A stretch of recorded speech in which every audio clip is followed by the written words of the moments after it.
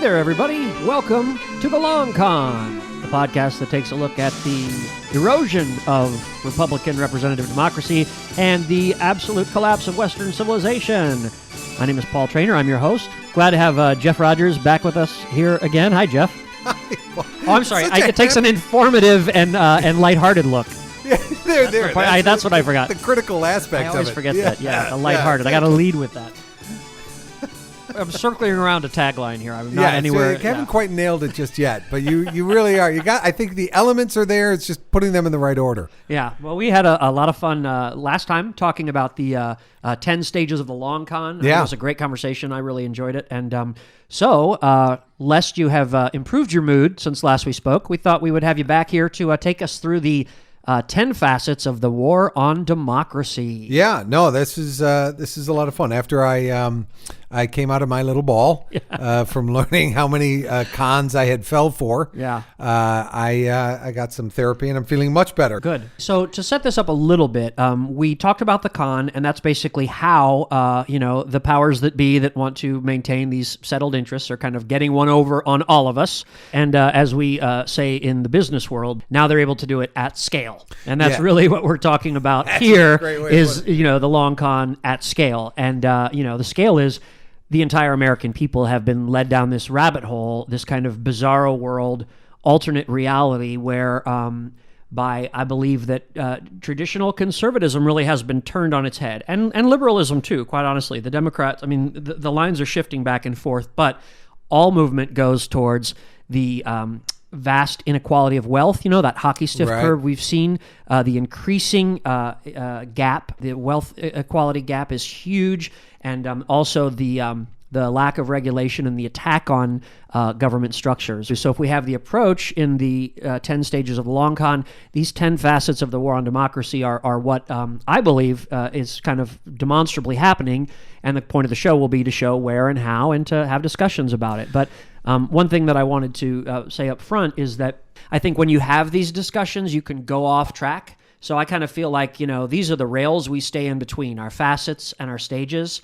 And I'm putting these 10 facets up not as the conclusive, this is absolutely the way that it is and what happened. I believe that's the case, but I am wanting to present it more as a scientific hypothesis. So if you want to kick the tires and I'm wrong, we can go back and we can revisit this, and where we're wrong, we'll admit it. Where we're off, we can see it. But at least this is a discussion tool to hold us accountable and hopefully at least a little on track. Yeah, I think of it as an exploration. Are they going to... Oh, there it is. Okay, that's the so time that's it. Right there. The billionaires that's are all here. The time we have. Are we done already? Yeah, it's unfortunate. But no, real quick, with this being an exploration, it's good to have those other voices to kind of give signposts of, hey, this is what we think over here, or this is what I think over here. All right, so let's talk about the 10 facets of the attack on democracy. So facet number 1, the shadow state. It's a comprehensive and powerful group built-in stealth over the last 70 years, which preaches liberty but practices control. Intriguing, isn't it? It is. You like that? Yeah. Yeah, put a little, kind of cliffhanger button on that. What? Sure, let's call it that. So what is the shadow state? A group of core, very, very wealthy families that have a very clear philosophy on the world that can basically be broke down into get rid of regulation, dismantle government and government services, and slash taxes on the wealthy, and that is kind of the goal of the shadow state, and the driving what would you call that, their reason to be, raison d'être. Yes. So God, I can't believe we both went for that same, almost literally at the same moment too. Really I think your accent was a little better though. I'll give you points on that. We'll let the people decide. Sur des raisons d'être. That's my French accent. I just throw a consonant in every now and then amongst the phlegmy that's parts. like the waiting for Guffman of doing the British accent, just drop the initial consonant sound. So he's like, hello, how are you? Do you remember that? Yes. You're doing a Cockney accent. All right, so there's a difference between the deep state that we hear a lot about recently. Right. These are the people working in the background, longtime bureaucrats who are controlling things one way or the other, that they are in control. They're in cahoots with each other. Yes. This is the theory, right? Of deep state. Yeah. That they are in cahoots with each other. And Trump has said this quite a bit in terms of they are working together against his policies, and they're working to get rid thwart of him. him. They're all. It's a conspiracy to overturn the duly elected president of the United States. This group who has been buried for years, but are actually in charge of everything. The problem with that is that have you ever gotten 4 people together to decide on the same restaurant for dinner? Right? I mean, it is incredibly difficult to get a large group of people to all kind of see things the same way and do things in a way that is in line with everything that they believe. So this idea of being able to control the deep state, to me, kind of falls apart in the reality of it. You're right. The root of it is this conspiracy theory that like these groups that can barely hold their shit together are somehow organizing behind the scenes. Incredibly organized, right. And you know, this kind of paranoia that exists in American culture, and I think it's important to say this here, is that, you know, I've seen stats that as high as 45% of Americans do not believe in natural selection, meaning they have a creationist or intelligent design view of the way that the planet started. Right. And so for this, you know, almost half of Americans, this very significant voting bloc, is how easy it is to have that initial distrust and concern about that morph into, oh, well, if they're lying to you about, you know, evolution and geology, then, you know, wouldn't they be lying to you about climate change, right? So the deep state is that idea of that large conspiracy of many people acting in concert together to achieve specific goals. The shadow state is something that, if we look through history, we can identify numerous times that a shadow state was in charge of a given state. If you look to the classic ones are the in Italy the family Roman Catholic Church. No. Illuminati. The Illuminati is sort like of the tinfoil hat version of it. As soon as you got to say it now, it's going to bother me now. All right. So, but the idea of a small group of wealthy people who are a step behind, i.e. in the shadow, whispering in the ear of leadership, having control over that leadership or exerting some level of control, is kind of my understanding of what the shadow state is more about. Basically, the period we're looking at is from post-World War, so late 1940s and 50s to now. There is an ideology that's based around free market, you know, capitalism, laissez-faire capitalism, that they've all glommed onto and have built a structure, an infrastructure by which they basically have their own alternate version of governance. These groups have started to plant seeds and candidates and cultivate and groom people at like school board level, municipal office levels. I mean, they have a very top-down ideology. So they preach this idea that get the federal government out of it. We don't want to have that. Everybody's an individual. Everybody can make their own choice. But in reality, they're actually cultivating and spending literally billions and billions of dollars to cultivate an organization that can help orchestrate and train and install people that share their ideology at the smallest levels of government all over the country.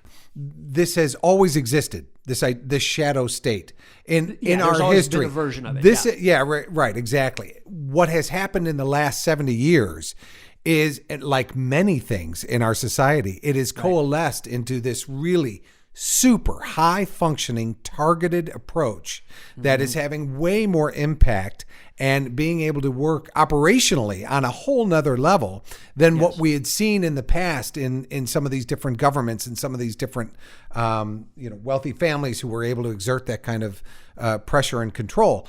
That said, the reality of it, as opposed to the deep state, which is conspiracy based and all of those things, the reality of it is these are people who are effectively, even back in time, working for a goal that personal, individual sort of benefit that they receive from this, as opposed to this nebulous sort of deep state thing, which untrustworthy motives, and they're out to get you, and they're and they're going to shift everything. So that's what I think. When you hear things like shadow state, and and all the things that go along with it, i.e. spending billions of dollars. Well, no one's spending billions of dollars, Paul. Yeah.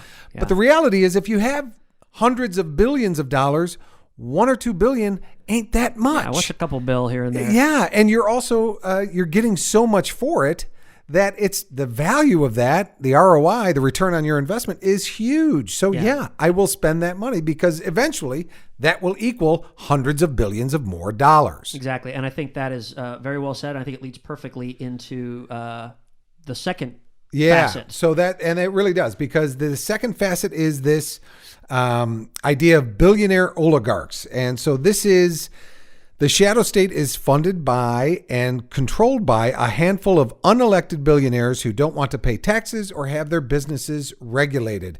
Well, that's crazy talk, Paul. Yeah, it is. I know. Well, we know that all of this exists, and certainly, every time you bring up, a Betsy DeVos or a member of the Ricketts family or a Mercer or a Scaife or a Bradley or whatever, people are going to come back and say, well, there's, what's his name? Who's the boogeyman Soros, George Soros. Yeah, Soros. And Buffett and all these sort of things. But I think your point is well taken, which is, what agenda are they pushing? Does the agenda, the political ideology, line up completely with their own personal interests every step of the way? Is it something that, if implemented, will benefit them wildly disproportionately and hit all of the boxes they need to further their power and wealth? Or is it something that is based on an ideology of any form of collective benefit or any sort of... or even altruism? Right? Altruistic. Right. These family foundations have become largely weaponized. So what they're able to do is they're able to avoid estate taxes as they pass on this generational wealth by, like there's an instance in Jane Meyer's Dark Money. I think it was the Scaife family, but they had a $50 million family inheritance that was going to be subject to a huge death tax. Mm-hmm. But they wrote legislation that if the income off that, if the profit generated off that was donated to charity over the course of the next 20 to 25 years, and all of that was given away, then they could have the principal untouched, right? Huh. Which seems like a great deal. You got $50 million. You're going to generate however that much, maybe $50 million over 20 years, another $50 million, 10, 20, $30 million. You're going to spend every penny of it. You're not going to keep a penny for yourself. Right. You're going to keep that, all of that going. You're going to benefit society through whatever you want to do, and then you're going to have that money left over. So it seems fair, right? What's happened in more recent times is these family foundations, of which there are many, many, you can find the, DeVos Family Foundation. There's a bunch of them we'll talk about. They create a 501c3 family foundation, put the money into that. So they're basically donating to a charity, which is them, and they have charity status, but now they're using that money to push a political agenda. Right. So they're basically weaponizing philanthropy in order to advocate actively by spending the hundreds of millions of dollars they have to spend to create policies that will then lead back to their own pockets and not only protect their initial egg, but will create huge windfalls down the road in the long con's, final fleecing maneuver. Wait a minute. What? I know, they're shocking. Isn't acting inappropriately with their billions of dollars. Yeah, and the part of the actual thing that is a long con is that this very small group, and when we talk to Nancy McClain next week, she talks about this a lot in Democracy in Chains, which is a phenomenal read. Yeah. But that basically, when the true agenda of this very wealthy class is laid before the American people, which is get rid of Social Security, get rid of welfare, get rid of healthcare, get rid of public education, get rid of regulations and environmental protections, get rid of taxes on the wealthy, make it a pay-as-you-go privatized, country.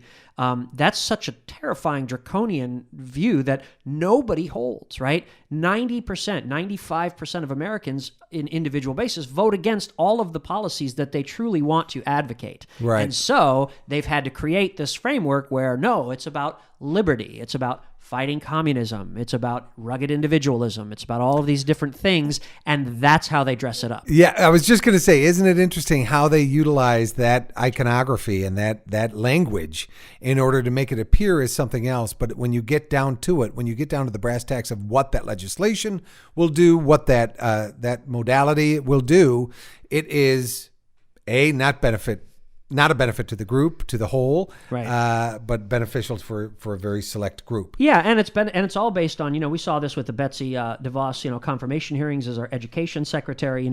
Individuals are the ones who should make the decisions. Parents should make the decisions regarding their schools, their children's schooling. Right. The schools shouldn't make that. The government shouldn't make that. Individuals should choose, whether they're going to pay taxes or give to charity or whatever they're going to do.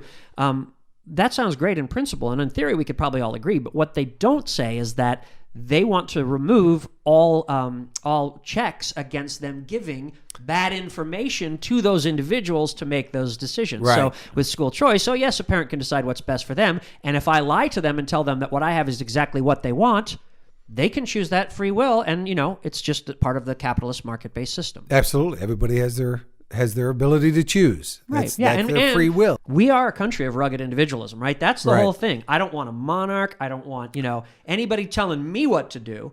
And it's led to this kind of, types of things where not only do I not need anyone to tell me, but if anyone who is expert in this area, intellectual elites, whatever, are going to come along and tell me something, then, boy, they're just, they think they're better than me. They think they're smarter than me. But when what they're telling is the truth, and you've got this huge amount of money saying, no, you're right. Trust your feelings. You got it. You're smart. You're the individual. It's very, very hard, probably impossible for the average person to either see that or combat it. Well, and I think the Democratic Party fell into that hole a little bit this past election cycle, the one prior in 2016, in terms of a little bit of that, well, you can't possibly vote for Trump. I mean, because, this is illogical. You wouldn't ever do that. And it came back to obviously have the end result that it did. But it was that sort of mode of thinking that brought it to that place. I think so. Just quick update on the name of the Italian Renaissance family who ran Italy. The Medicis. That's what I was thinking of. Thank you. When you said that, I all of a sudden hit me. Sorry.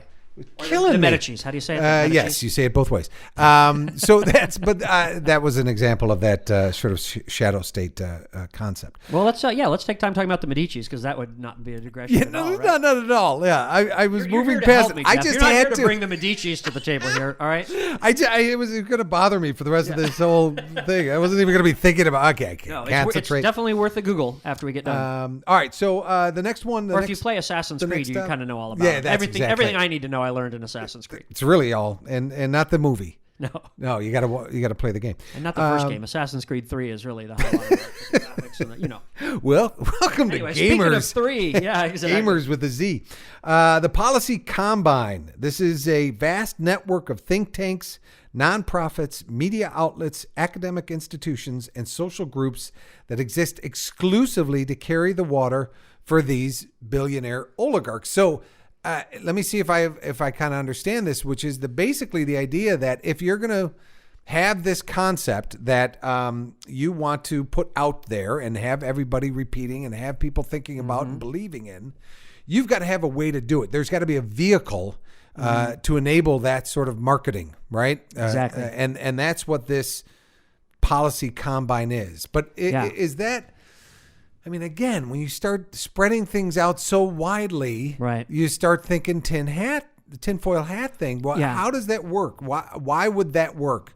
One thing is that as all things in life, there's so much complexity and nuance to things and detail that as soon as you start to talk about something, if I talk to you for 4 minutes without stopping about any of this, I'm going to sound like a tinfoil hat person, because it's just going to be like, what is he going on about? And, you start to spin out because it's such a big picture, right? And the fact that you're wearing a tin hat. You're literally wearing that. It's really a coat hanger, also but it's off-putting. But do you know what I mean? Like, if you start going into this level of detail, people's eyes glaze over. They can't pay attention. So, it's kind of hiding in plain sight. This is all what's going on. We know there are elements that are true, but it's an easy counter narrative to say, well, yes, there is the Heritage Foundation and American Enterprise, but they're not working together, and there's, foundations that Soros funds that are just as bad on the other side. Right, that false But equality. there was, a guy who had a vision, and that guy's name was Mo Green. No, it's not the Godfather.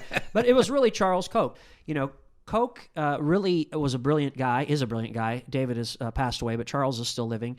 But he kind of was the one who really was in charge of putting this together. And in a lot of ways, it's, we even hear it described as the Kochtopus by a lot of people that describe all of these different networks. Really? Yeah, I think I've coined Policy Combine. This is something that I think you made up that term because there's not something to call it, right? Like we can say all sides do it, but what we're talking about is something very, very specific. So what is it? Yeah. That is an ecosystem, an entire ecosystem of groups and organizations that exist solely to advocate for lower taxes and less regulation under the guise of freedom and liberty and policy decision-making, right?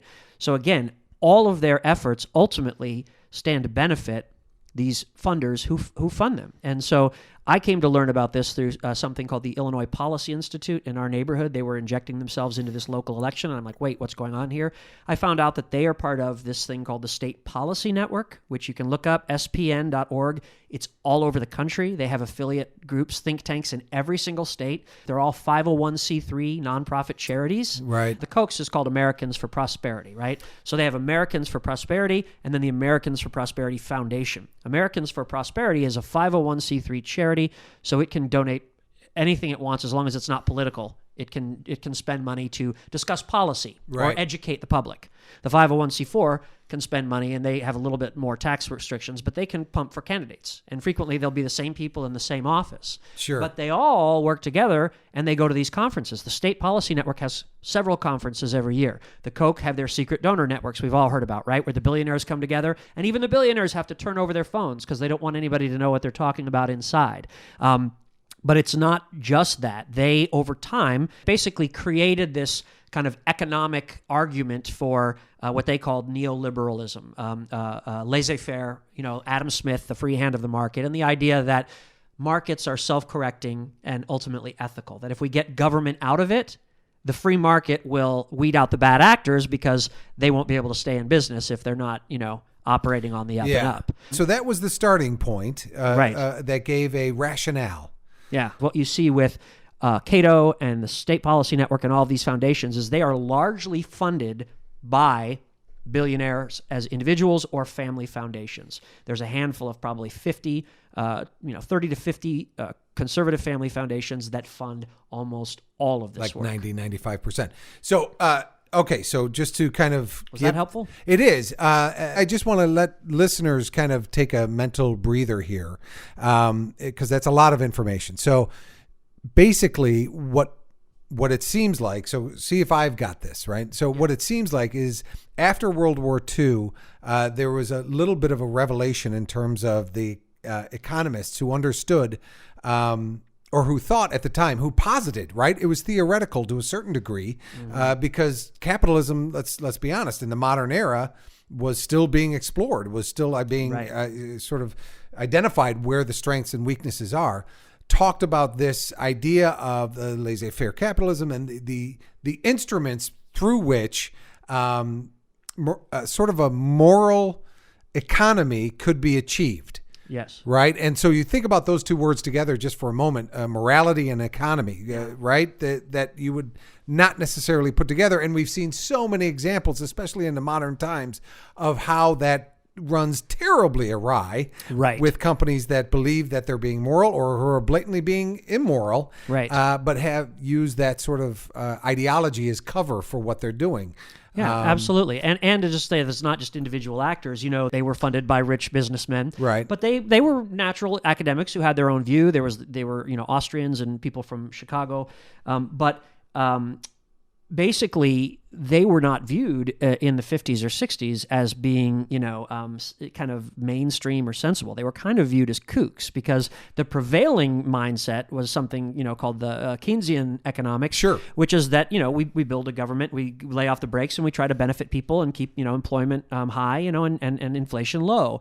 And they did not like the post-war period, the 1950s, where we saw the explosion of the middle class, the biggest growth in history, 40 years almost of unchecked growth and expansion and increasing opportunities, because do you know what the top income effective tax rate was? The marginal top tax rate in the Eisenhower era was? I want to say wasn't it in like is the 90s wrong? It's not wrong. It seems crazy. 91%. Right, that's what I thought. Was the top marginal tax rate, income tax rate in the 1950s. And actually through the Kennedy administration, I think they brought it down to the 70 something under, what's his name? LBJ. Yeah. But yeah, so that was it. They did not like that. But Koch and this small handful of guys saw that this was an idea that they could use to their benefit, these laissez-faire economics. And they also felt that that was the threat, right? It's not the Red Scare way over there. It's social democracy coming to America, and where we have Medicare, Social Security, health care for all. These are all things that they did not want. And they didn't, understandably, they didn't want to pay a 91% tax rate. And you could certainly make the argument that that was too high. But they wanted to get rid of it all. Right. And this was a way that they were able to take what was traditional conservatism under Eisenhower, which is slow, incremental change, and low deficits, right? Because they all became huge deficit spenders, and that they could go that way. And then really what they didn't find a candidate to hitch their star to. They tried with Barry Goldwater, and that didn't work. But really it was Ronald Reagan and the kind of creation of the perfect storm of Reaganomics, trickle-down economics and all, was where this crackpot ideology, quite frankly, became mainstream, economic theory. And we've seen the results that have followed, right? We've seen Republicans become huge deficit spenders. Reagan, Trump, and this solution of tax cuts are the answer to everything. Less government, less regulation is the answer to everything. And if you think about that, just to kind of bring this back to the perfect combine, the policy combine concept is that, so if that is your goal, you're going to create this astroturf as opposed to grassroots, this astroturf of a lot of opinions, a lot of voices from different places, it seems like. Right. But in reality, you can find the funding coming from very few who are very specifically targeting these organizations to put that message out there as loud as they can, as often as they can, to as many people as they can. Right. And if you look at the kind of origins of the we won't go off on the sidetrack, but that's exactly what the Tea Party was, right? That was we've seen that was paid for by a lot of these very actors to get out there, and the Kochs funded tremendous amounts. And actually, I think that's a real divergence in American history, because that's where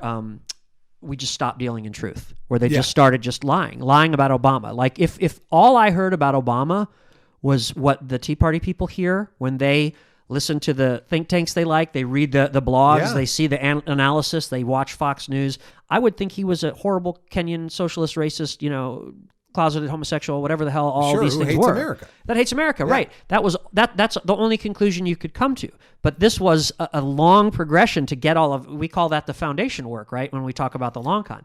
This is building the foundation. The foundation work was putting all of these groups in place. Right. They fund all of the state policy network groups. They fund all of these, other kind of media outlets that do propaganda about that. But they fund universities. They've started to do that. Charles Koch saw the benefit of that, and so they started to fund universities, and they fund them primarily in their economics departments, but also in their legal departments. And they will actually, in a lot of universities, set up like a chair, right, where they have someone who's there to be the free market professor of economics, right? And they'll pay the university whatever amount of money to kind of create that position or to have that there, and then they will give scholarships to the most promising students who want to go and study there and have that.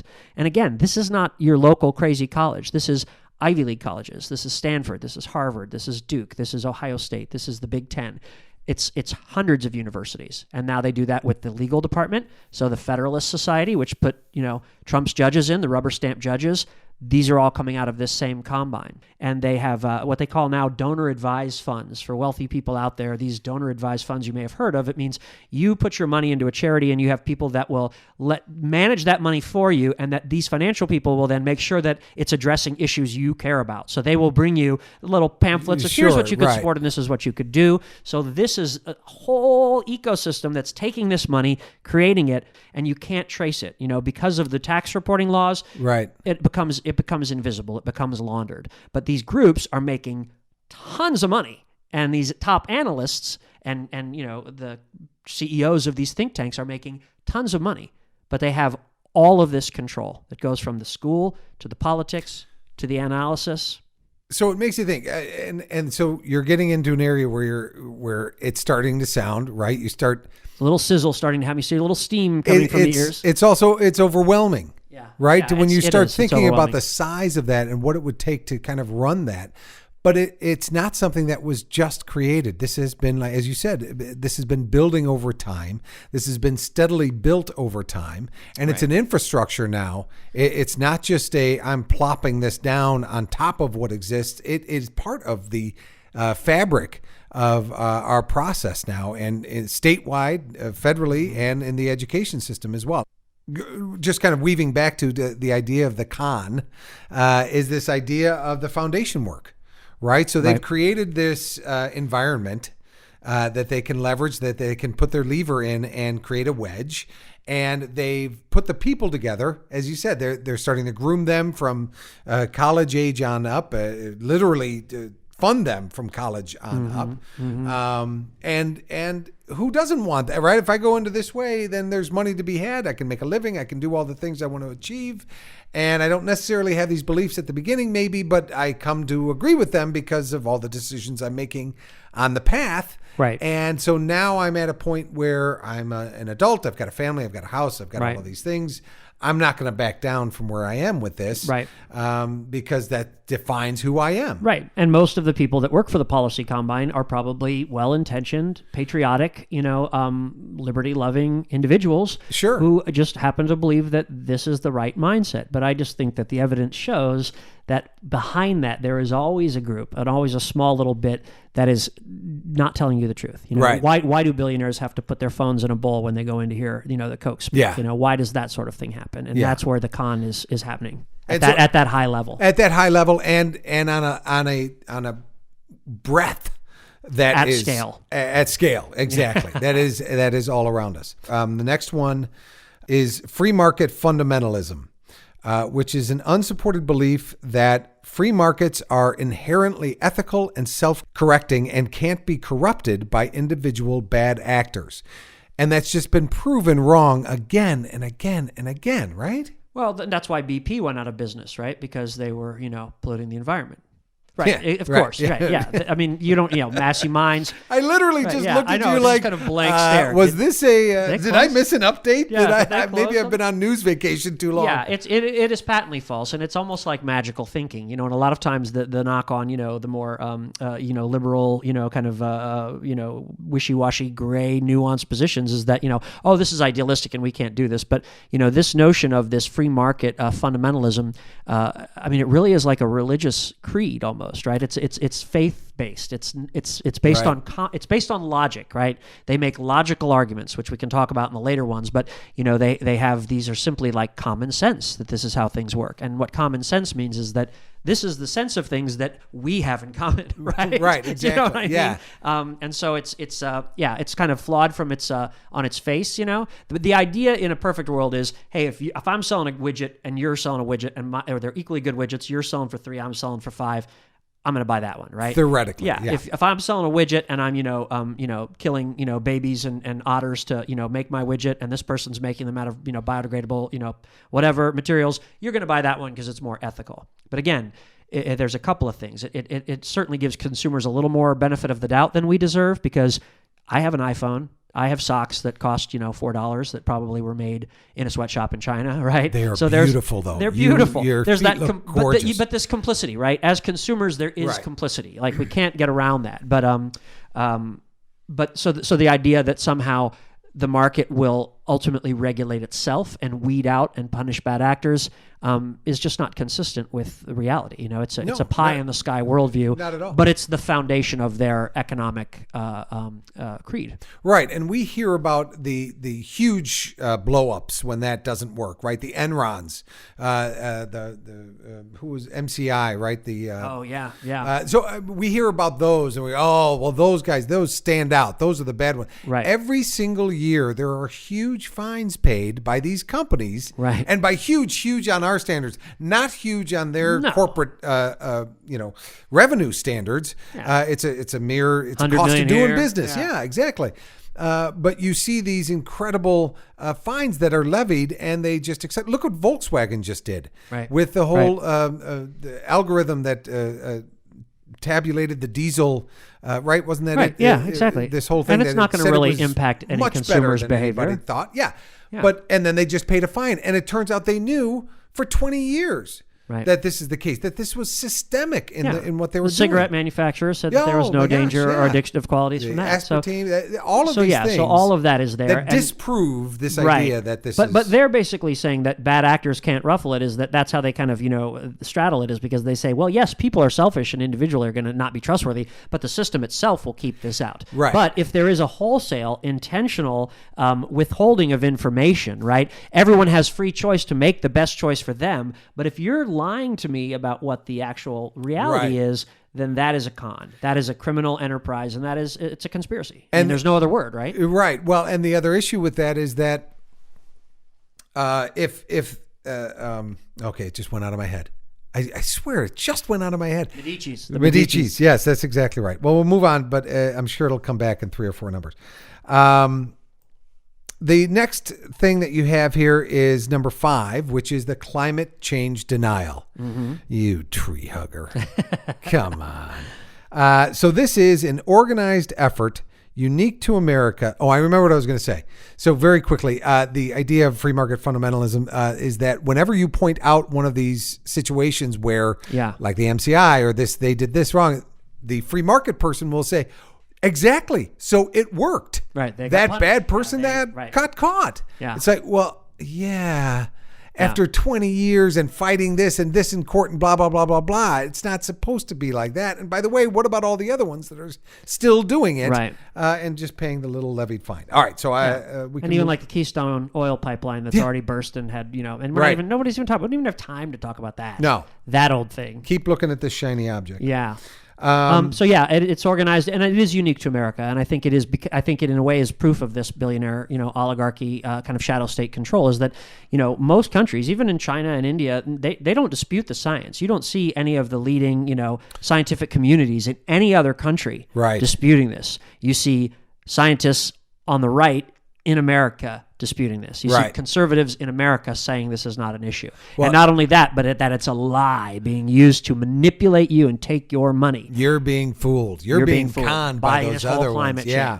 Well, and let's talk about climate change denial here. So an organized effort unique to America to discredit established climate science in order to prevent regulations on businesses that pollute the environment. Pretty straightforward. Right. I mean, it's unbelievable to me that people are still fighting this whole thing, that they say things along the lines of, I have family who will say, look, the earth heats up every now and then. Prove me wrong. Right. I don't have to. The entire science community. Well, there are science communities. There are analysts and think tanks that do the research on the other side. One of them is called the Heartland Institute. It's in Arlington Heights here in Illinois. If you want to research it, and just because it's funded by everybody that's the same as the State Policy Network and it's part of the Koch narrative, doesn't mean they're not right when they say there is no such thing as climate change. I mean, again, we have to check the sources, and the sources are intentionally hidden. The funders are intentionally hidden. But the Koch Industries is one of the largest polluters on the planet. They've paid hundreds of millions of dollars for deaths, for wrongful deaths, for lawsuits, for poisonings, for people being sick, for misrepresentative claims over years. For people who don't know, what are some of the major industries? Do you know this of the Koch Industries? I don't know. I know they're in petroleum. I know they're in mining. They're kind of all over the map. Actually, the family, Charles Koch, made a lot more money than his dad, but Fred Koch, interestingly, made his money building as an arms manufacturer for Nazi Germany in the 1930s, and also he did some kind of petrochemical in Russia. Yeah. So it's all really shady, but I mean it's pretty straightforward. I mean, I don't think it's that tough to see that the only group collectively that says climate change isn't happening are conservative Republicans, and that they are the ones whose billionaire funders don't want their businesses regulated. Well, exactly, the ones who are polluting. Right. Want you to say, the climate change isn't a thing. All right. Now, this one is bound to cause a little bit of an issue. White patriarchy. That's good news for all of you listening is we've got to get this all done in 10 minutes. So we're not going to spend a lot of time, making this too heavy. The entrenched Anglo-Protestant male power structure of the billionaire oligarchs' efforts to elevate women and people of color within its ranks are largely symbolic. Yes, and this is what? I know. Well, originally I was putting systemic racism, but one of my friends who happens to have a vagina pointed out to me that, you know what, women have been subjugated in exactly the same way, right? And again, if we look over history, the fight against the Equal Rights Amendment, which actually may be ratified 40 years later, is been coming from this same group. The fight against, civil rights, certainly, integration, all of it tends to be coming from these same moneyed interests. You know, the political affiliations may change a little bit, but it's the same basic thing. And I think it's really important to call it white patriarchy, not only because that's kind of a buzzword, it's something we're all talking about right now, right? But I think that what we'll get into is that the American experiment, right, is founded on the idea of individual liberty and self-governance by a people, right? It came out of many of the ideas of the Enlightenment in Europe, right, where we came into a rational worldview. Always, always, always from the earlier, the John Locke's, Adam Smith's, whatever. These were people that lived in an area where, Africans were always looked down on, right? They were always considered that. Here, we had slavery. We had all of these things, all of these systemic things that, we talk about liberty and, over time, everything is working.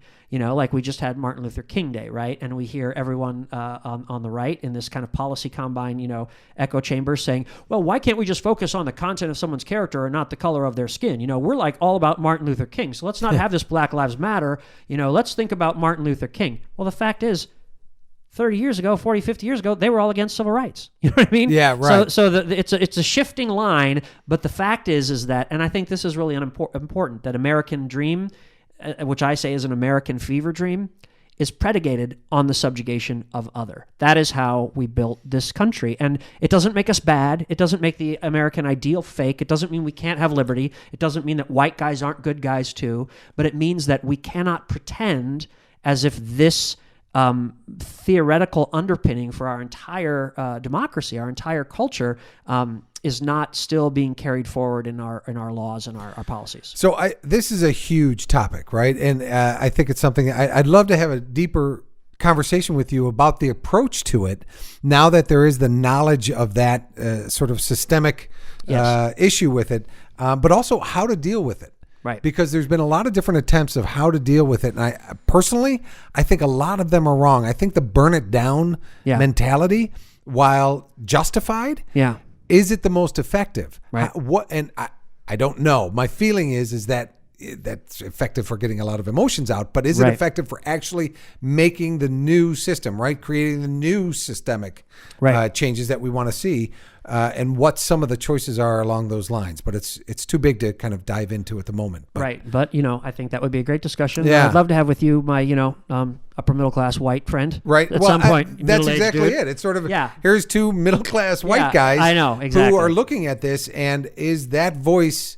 But this being is considered. This is another thing that's kind of a whole other thing, and I'll keep it really quickly. But there's another book that shows the kind of progressive side of this. That we hear the free market economics on the right, but the progressive side, which you've heard, I'm sure, your entire professional career, is do good by doing well, or do well by doing good. Right? We're going to do well by doing good. Everything's a business. It's going to be a win-win. We're going to take care of this community. We're going to apply our business smarts, and everybody's going to play.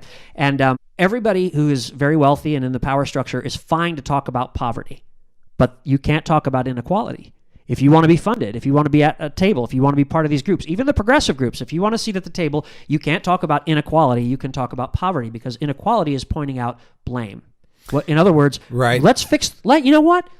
People did things. Let's just go from there. Let's not assign blame. Let's not do this. And I think you're right. It's really tricky because blowing it all up doesn't necessarily work. But the fact is that if these people that say you keep harping on this thing, this black, white, women, gay thing, and it's like, yes, but you have been fighting it every step of the way, and you still don't give it any credence. And I think the power structure in the free market fundamentalists and these policy comment, they simply, not only do they refuse to admit systemic racism exists, they can't. Because if it does, then it disproves their central thesis. Exactly. Right? That a free market is self-correcting. And that's how it all started with me. Was I was doing this podcast with a friend of ours, Tanya Richard. Yeah. We were talking about white fragility for this reason. And I saw all these weird white, entities, outside forces going after a seminar day programming at New Trier because it wasn't telling both sides of civil rights. Yeah.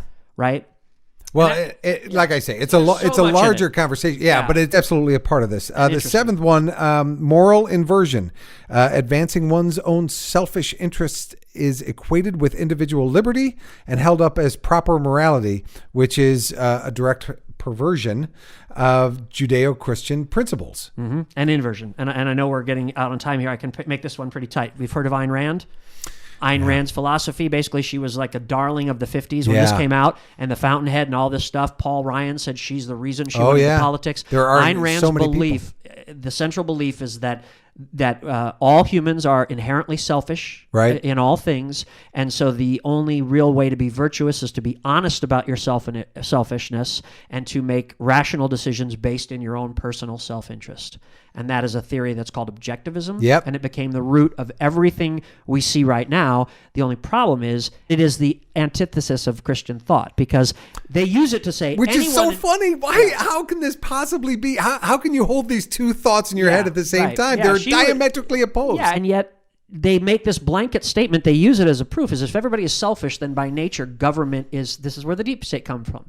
You can't trust anybody in government because they're using tax dollars for their own gain. They have their own interests. They want to stay in office. They want to do this. Now, anecdotally, individually, does that happen? Sure. I imagine it does. But if you extrapolate that argument to all reaches, then you can't ever trust a preacher. You can't be part of a church. You can't trust the doctors. You can't trust health organizations. You know what I mean? It is this cynical and dangerous worldview that says, well, everybody's morally ambiguous, and so Hillary Clinton equals Donald Trump, right? And here we are today. Yeah.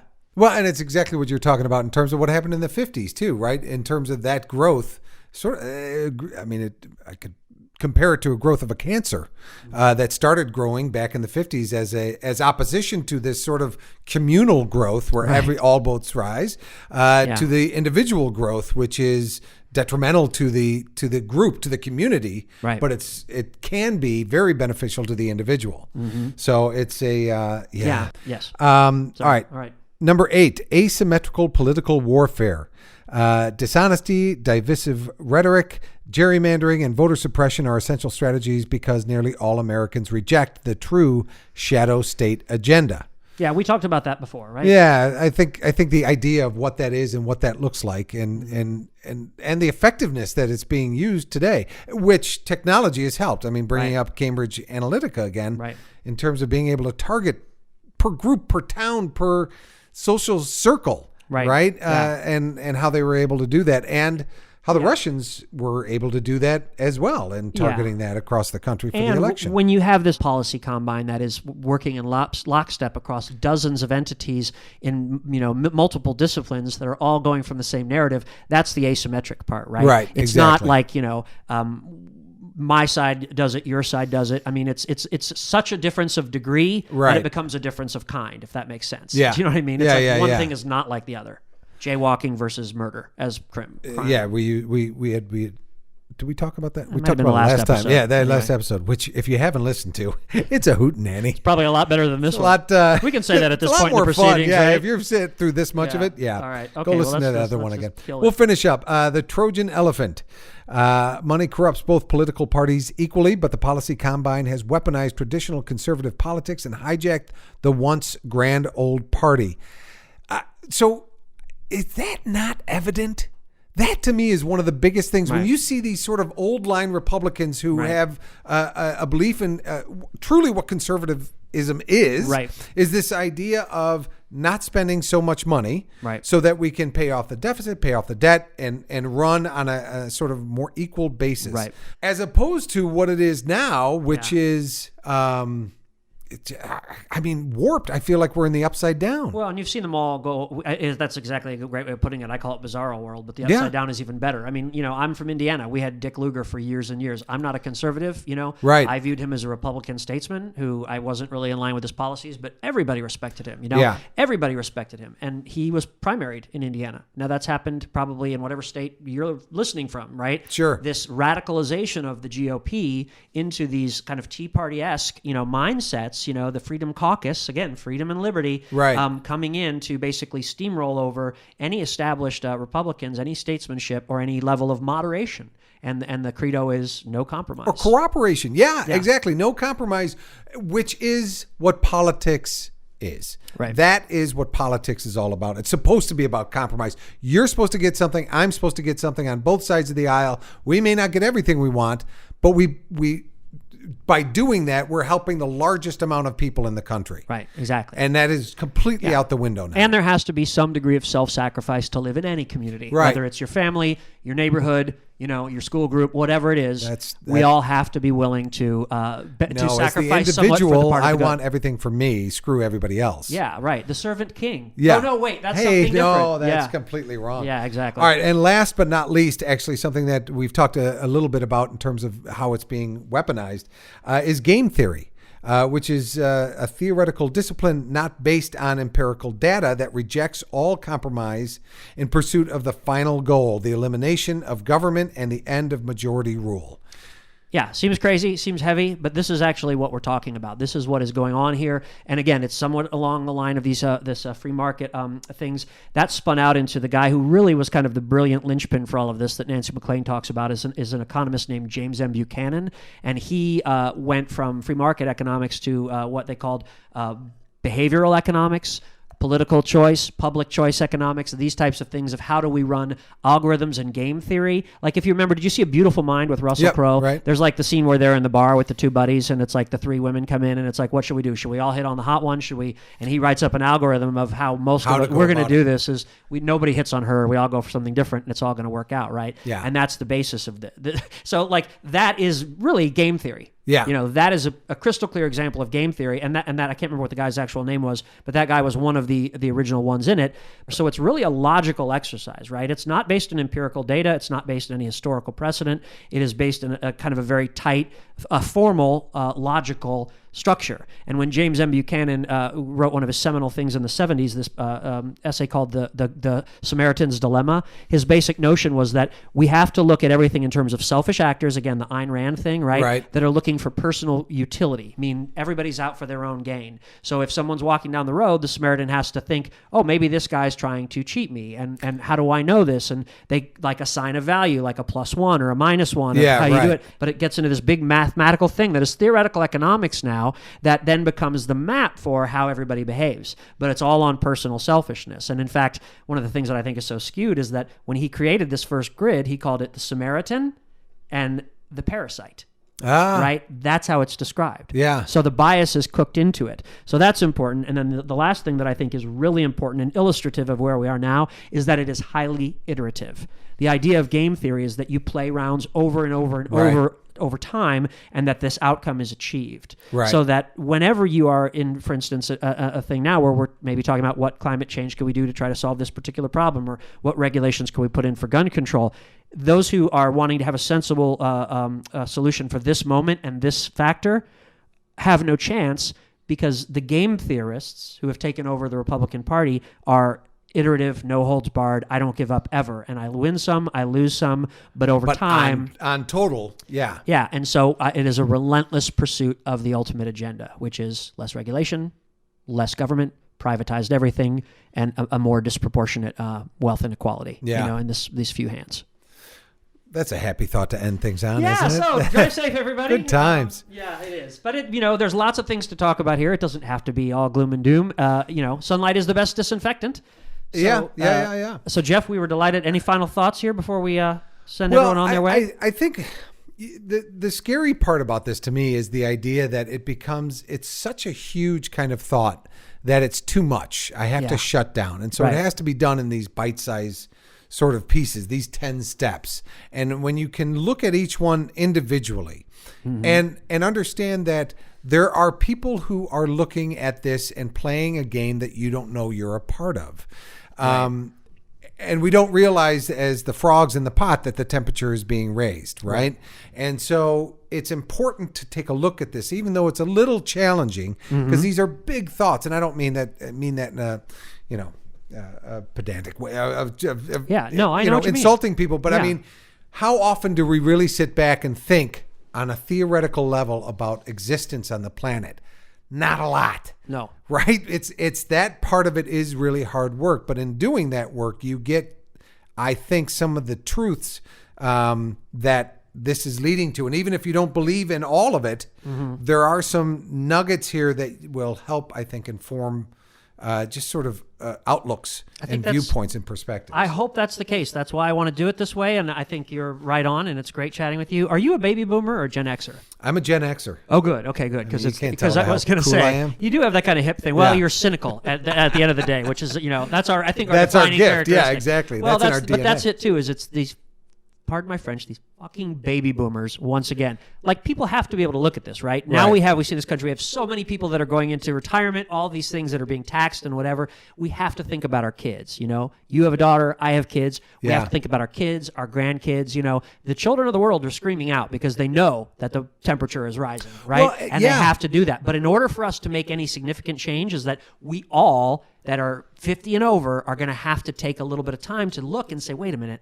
am I sacrificing the good of the people I love for my own personal comfort? Right. Not only in my own personal life, but collectively, do we have an obligation as American people? Is there an ideal of we the people that is transcendent? I often think that could we put together the sort of manpower and will that we did during World War II and give up, sacrifice so much, nylons, chocolates, just disposable items like that, but things along the tires, cars, and go to work in jobs that are terrible and very difficult and all of those things in order to support a higher cause. Do we have that now? Could we do that now if that were the case?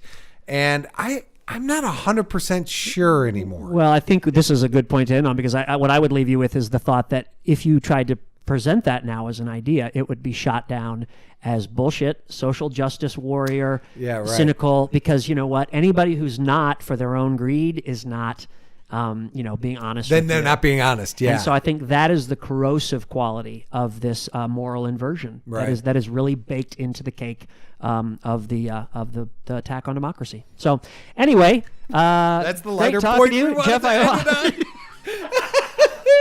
Good times. Light, fun-hearted look at. I'm so glad you came over, Jeff. I've been doing this all by myself for 3 years. So anyway, ladies and gentlemen, please join the discussion. Save us from ourselves. Save Jeff from me. See us on Facebook at the Long Con Pod. Tweet at us at Long Con Pod. We'd love to talk more. And we promise that even though we're going to hell in a handbasket, we'll try to have some laughs along the way.